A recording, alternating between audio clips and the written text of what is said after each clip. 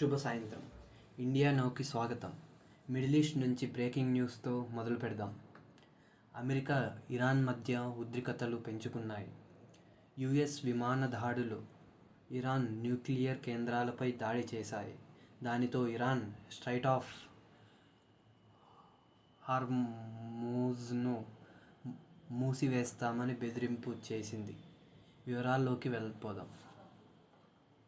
ఈ రాత్రి యుఎస్ విమాన దాడులు ఇరాన్లో ప్రముఖ న్యూక్లియర్ కేంద్రాలైన నాటాన్స్ ఫోర్ట్పై దాడులు చేశాయి. వార్తల ప్రకారం ఈ దాడులు బాగా నష్టం చేశాయి. ఇరాన్ న్యూక్లియర్ కార్యక్రమాన్ని సంవత్సరాలు వెనక్కి నెట్టాయి. యుఎస్ ఈ దాడులకు సమర్థనంగా త్వరలో రాబోయే మార్పుని చెప్పింది. కానీ ఇరాన్ ఈ దాడులను ఆక్రమణాత్మక చర్య అని పిలిచి గట్టిగా ప్రతిఘటన చేస్తామని చెప్పింది. ఇరాన్ విదేశీ మంత్రి ఈరోజు ఒక ప్రకటన చేశాడు. స్ట్రైట్ ఆఫ్ హార్మూజ్ను మూసివేస్తామని బెదిరింపు ఇచ్చారు. ఈ చిన్నటి జలసాధ్యం ద్వారా ప్రపంచ తైలంలో 20% వెళ్ళిపోతుంది. ఇది మూసివేయడం వల్ల తైల భావాలు పెంచడం, ఆర్థిక వ్యవస్థలపై, మన భారతంపై కూడా ప్రభావం ఉంటుంది. భారతంపై ఈ ప్రభావం ఎంత ఉంటుందో తెలుసుకోవడానికి మన జియోపొలిటికల్ విశ్లేషకుడు డాక్టర్ అనిల్ కపూర్తో వీడియో లింక్ ద్వారా మాట్లాడుతున్నాం. డాక్టర్ కపూర్, స్వాగతం. ఈ ఉద్రిక్త పరిస్థితి భారతం ఎనర్జీ సురక్షితత, ఆర్థిక వ్యవస్థపై ఎలా ప్రభావం చేస్తుంది? సత్య, భారత తన క్రూడ్ ఆయిల్లో 80% కంటే ఎక్కువ గల్ఫ్ నుంచి ఇంపోర్ట్ చేస్తుంది.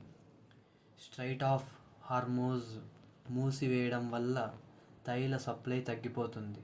తైల భావాలు పెంచడం జరుగుతుంది. ఇది భారతంలో ఫ్యూయల్ భావాలు పెంచి ఇన్ఫ్లేషన్ను పెంచుతుంది. ట్రాన్స్పోర్ట్ నుంచి మ్యానుఫ్యాక్చరింగ్ దాకా ప్రభావం ఉంటుంది. ప్రభుత్వం స్ట్రాటజిక్ రిజర్వ్లను వాడుకొని వేరే సప్లయర్లను వెతకాలి. డిప్లొమాటిక్ కోణంలో భారతం యుఎస్ ఇరాన్తో సమతుల్య సంబంధాలు ఉంచింది. ఇప్పుడు ఏమి జరుగుతుంది?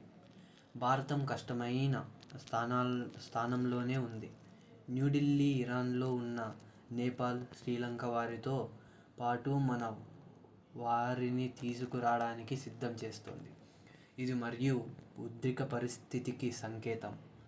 భారతం డిప్లొమాటిక్ ఛానల్స్ ద్వారా డీ-ఎస్కలేషన్ కోసం ప్రయత్నిస్తుంది. సౌదీ అరేబియా లాంటి వేరే తైల సప్లయర్తో సంబంధాలు పెంచుకుంటుంది. ధన్యవాదాలు డాక్టర్ కపూర్. ఈ సమయంలో ప్రపంచ సంకేతాలు ఉంది. US security council emergency meeting పెట్టింది. తైల మార్కెట్స్లో ఆలస్యం వచ్చింది. బ్రాండ్ క్రూడ్ భావాలు ఈరోజు 5% పెంచాయి. భారతం ఇంపోర్ట్ తైలపై ఆధారపడింది. ఈ సమయం క్రిటికల్. ప్రభుత్వం పరిస్థితిని గమనిస్తున్నామని చెప్పింది. కానీ కన్స్యూమర్స్ త్వరలో ఫ్యూయల్ పంప్స్లో నష్టం అనుభవించవచ్చు.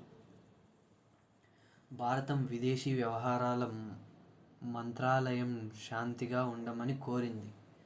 ఇరాన్లో ఉన్న 4,000 కంటే ఎక్కువ భారతీయులను సురక్షితంగా తీసుకురావడానికి సిద్ధం చేస్తోంది. స్పెషల్ ఫ్లైట్స్ సిద్ధం అవుతున్నాయి. ఈ సంకటం ప్రపంచం మొత్తం గమనిస్తుంది. ఇరాన్ స్ట్రైట్ ఆఫ్ హార్మూజ్ను మూసివేస్తామని చెప్పిన బెదిరింపుని అమలు చేస్తుందా? యుఎస్ ఆలీస్ ఎలా ప్రతిస్పందిస్తాయి? ప్రతిస్పందిస్తాయి. ఎప్పటికీ భారతం ఆర్థిక నష్టానికి సిద్ధమవుతుంది. మన వారి సురక్షితత మీద ధ్యాస పెట్టింది. ఈ విషయంపై అప్డేట్స్ కోసం ఇండియా నౌతో ఉండండి.